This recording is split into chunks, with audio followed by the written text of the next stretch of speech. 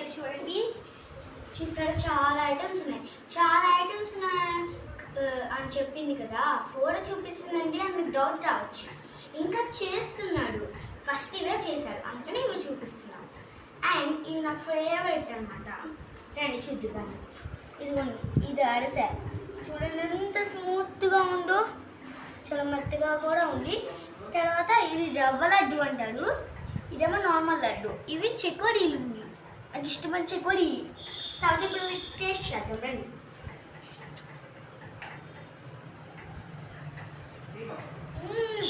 అరిసె స్వీట్గా చాలా తీయగా ఉంది. ఫస్ట్ నమ్మాలి కదా. తర్వాత రవ్వ లడ్డు,